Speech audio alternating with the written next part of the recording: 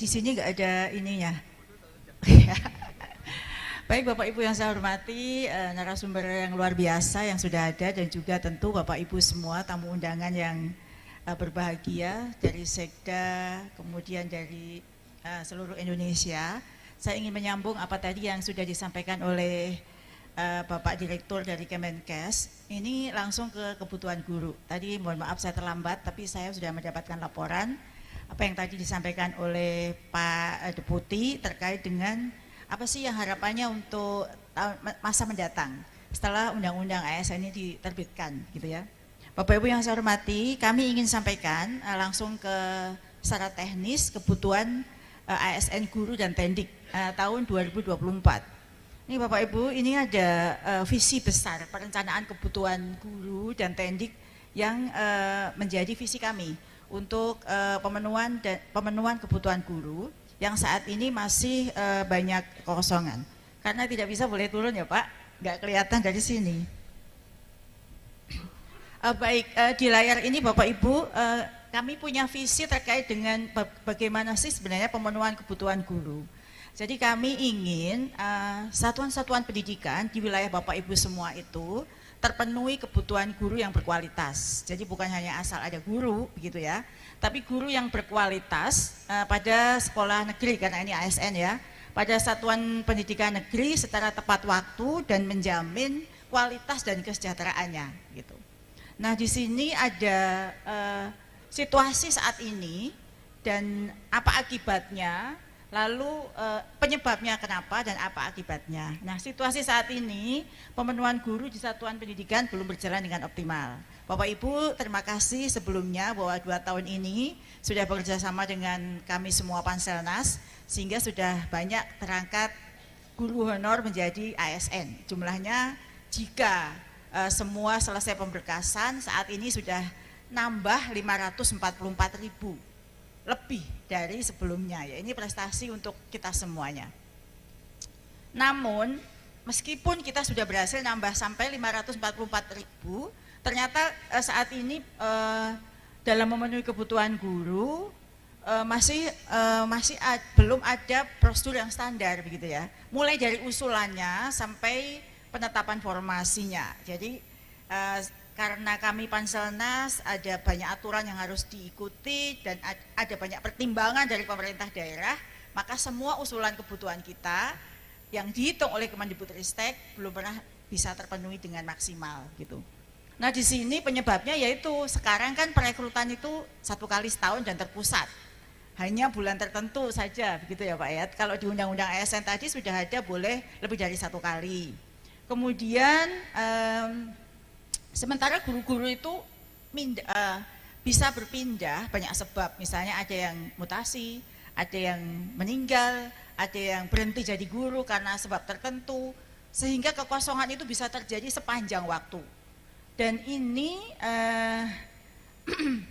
dan di sini pada saat kebijakan pengadaan guru ASN dibuka, pemerintah daerah belum mengajukan sesuai dengan kebutuhan. Saya tahu beberapa kali dalam rakor itu banyak pertimbangannya sehingga ajuan itu belum maksimal gitu ya. Ada pertimbangan anggaran, pertimbangan dan lain sebagainya dan kami memahami. Dan akibatnya apa? Sekarang Bapak Ibu, guru honor di sekolah negeri itu banyak sekali. Terus bertambah. Kenapa? Karena satuan pendidikan mulai merekrut sendiri karena memang butuh, bukan karena mungkin ada titipan tapi memang butuh karena guru-gurunya pensiun. Lalu karena merekrut sendiri oleh satuan pendidikan, kualifikasi akademik, kompetensi, standarnya belum sesuai dengan harapan. Bahkan untuk mata pelajaran tertentu itu diajar oleh guru-guru yang bukan dari latar belakangnya. Dan dampak berikutnya kesejahteraan guru itu menjadi tidak bisa terpenuhi karena mereka digaji dengan dana BOS, dengan kebutuhan yang ya pokoknya asal saja ya, gajinya antara 300.000, 500.000 diberikan 6 bulan sekali. Begitu ya Bapak Ibu ya. Selanjutnya, ini alasannya masih banyak, ini hampir sama. Tadi di sini guru bisa pindah, berhenti dan seterusnya. Selanjutnya, ini Bapak Ibu, sebenarnya saat ini kalau kita lihat datanya di Kemendikbud, itu guru yang dibutuhkan untuk di sekolah negeri itu jumlahnya 2,1 juta. Dari 2,1 juta itu sudah terisi oleh ASN. ASN ini sudah 56%, alhamdulillah. Ini berkat Bapak Ibu semuanya. 56% ini termasuk lulusan P3K tahun 2021. Jadi 1,294.000 atau 56%-nya itu sudah ASN, luar biasa. Dan diisi lagi yang oranye itu adalah P3K tahun 2022. Kita tambah lagi ASN 250.000 lebih. Itu berkat Bapak Ibu semuanya, karena Bapak Ibu bersedia mengajukan formasi dan mengangkat. Jadi sudah banyak ya, 56% tambah 11%, jadi sudah 67%-nya ASN. Tapi masih ada guru-guru yang mengajar di satuan-satuan pendidikan kita itu non ASN. Jumlahnya 363.760 jumlahnya yang ngisi. Tapi sebenarnya kalau kita ngitung berdasarkan rasio kebutuhan hanya butuh 363.000.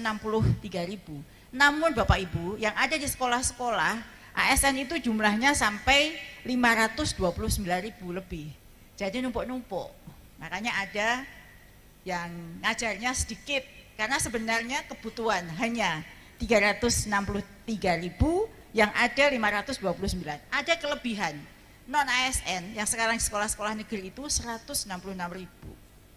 Sedangkan sebenarnya kalau kita pakai logika sederhana, kekurangan ini bisa diisi oleh yang tadi ada di satuan pendidikan. Jadi sebenarnya kalau kita mau rekrut ASN lagi tahun 2023 tidak perlu yang ini ya, bukannya mengganti yang pensiun, itu tidak perlu lagi lulusan baru karena guru-guru non ASN tersebut sudah ada. Tinggal kita merekrut dari jumlah 529.000 itu. Dan selain non ASN yang berlebih, ASN pun juga banyak berlebih Bapak Ibu. Jadi kalau sekarang ada di sekolah-sekolah Bapak Ibu yang mengeluh tidak dapat TPG padahal di ASN karena di situ berlebih, numpuk. Nah, saya sebenarnya sangat mohon ini dari pemerintah daerah meredistribusi sekolah-sekolah yang numpuk di kota-kota tadi agar mereka bisa mendapatkan haknya dan juga kita bisa memeratakan guru ini. Yang numpuk itu sampai 41.000 lebih.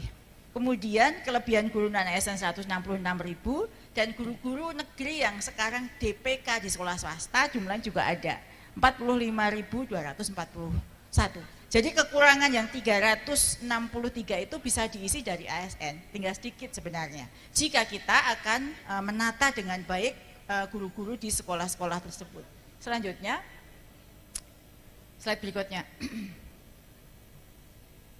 Berikutnya ya. Bapak Ibu yang saya hormati, pengalaman sudah kita alami selama 2 tahun. 2021 dan 2022 kita bersama-sama berkolaborasi gotong royong untuk melakukan seleksi ASN P3K. Jadi kami sangat senang dan berterima kasih karena dukungan Bapak Ibu semuanya.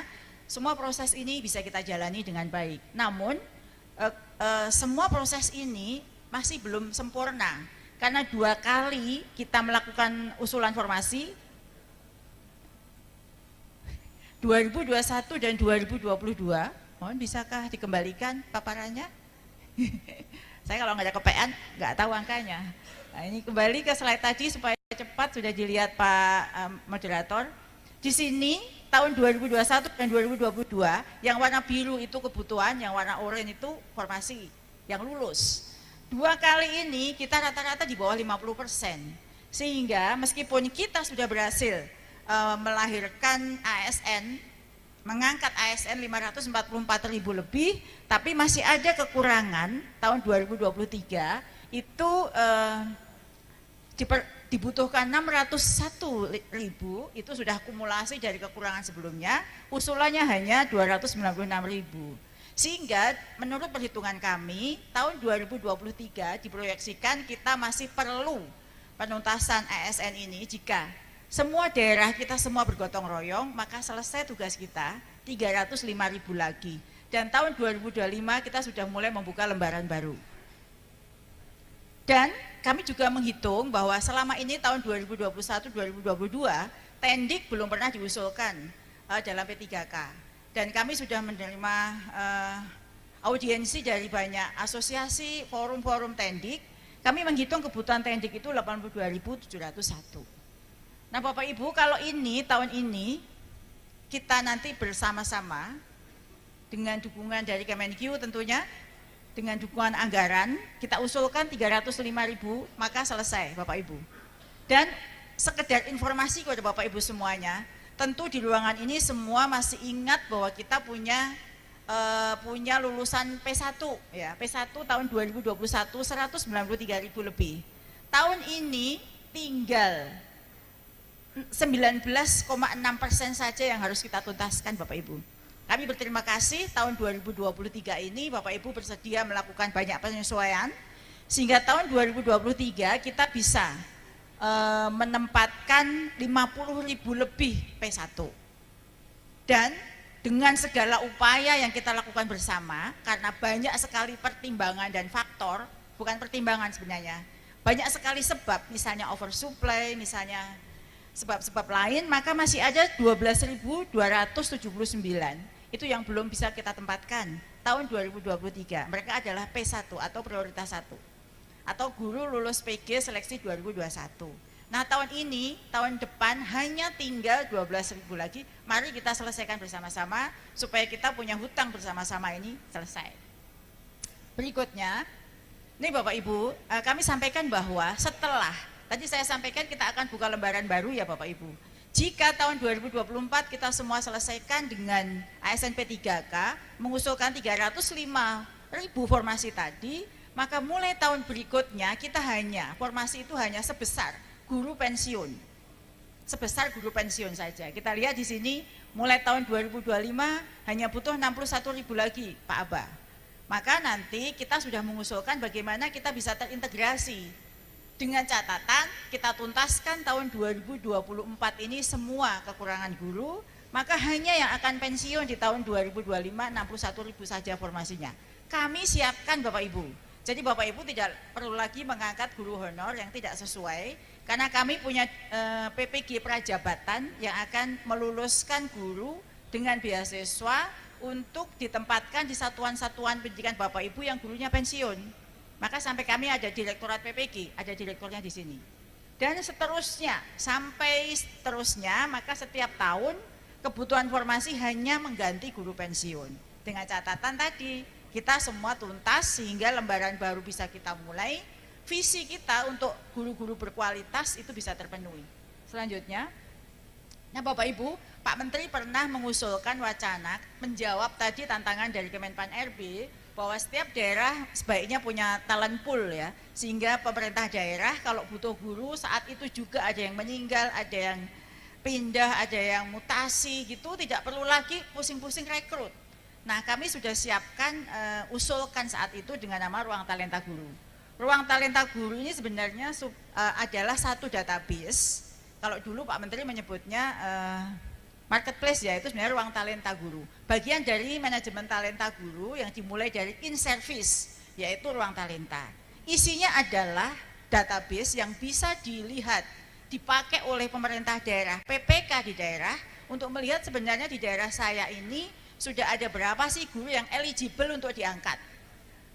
Mapelnya apa, jenjangnya apa, kami siapkan di dalam database Ruang Talenta Guru, dan para PPK bisa melihat, oh aku sudah punya nih, kalau ada guru pensiun bisa langsung diganti. Isinya adalah guru-guru yang lulus seleksi dan lulusan PPG Prajabatan yang siap diangkat. Lalu jadi ada dua sumber suplai, guru-guru yang sekarang ini seleksi masuk, kemudian lulusan PPG Prajabatan. Nah Ruang Talenta Calon Guru ASN ini bisa kapan saja dilihat. Jadi kami menyiapkan supply untuk calon ASN ini adalah sejumlah kebutuhan daerah tersebut. Misalnya kita memprediksi tahun depan ada 3.000 di Kabupaten Wonosobo yang mau pensiun, maka kami siapkan di situ di Ruang Talenta 3.000. Sehingga jika saat itu pensiun bulan Juni nggak usah nunggu seleksi tahun depan, atau pensiun bulan Februari atau Mei nggak usah nunggu lagi seleksi tahun depan. Sehingga ini kalau bayangkan kalau Bapak Ibu pensiun di bulan Mei, kan kosong nih guru ini kan, apalagi guru kelas ya, otomatis guru akan kepala sekolah akan mencari guru-guru honor agar muridnya terlayani. Nah Dengan adanya ruang talenta itu, maka langsung bisa ngelihat, oh sudah ada, langsung bisa diambil. Berikutnya, nah ini kami menyadari bahwa seleksi 2 kali berturut-turut ini ada daerah-daerah tertentu yang sampai seleksi ini dibuka, formasinya dikembalikan, tidak ada peminatnya. Nah, kami ada solusi penempatan bagi formasi yang kurang diminati. Biasanya di daerah-daerah timur begitu ya. Yang pertama penempatan pemenuhan guru di wilayah Otsus Papua. Ini yang bagi yang Papua, kami sudah melakukan banyak pengembangan regulasi dan bisa diimplementasikan untuk Papua. Itu dengan cara di sini membuka afirmasi, kualifikasi dan sebagainya. Itu tertuang dalam Permendikbud khusus pemenuhan guru di Papua. Sedangkan untuk daerah-daerah 3T yang memang tidak diminati, kami menyediakan beasiswa ikatan dinas bagi kita bisa berkolaborasi ya, pemerintah daerah dan pemerintah pusat, ada beasiswa ikatan dinas, mereka di PPG-kan, kemudian ditempatkan di daerah 3T dengan masa kontrak tertentu.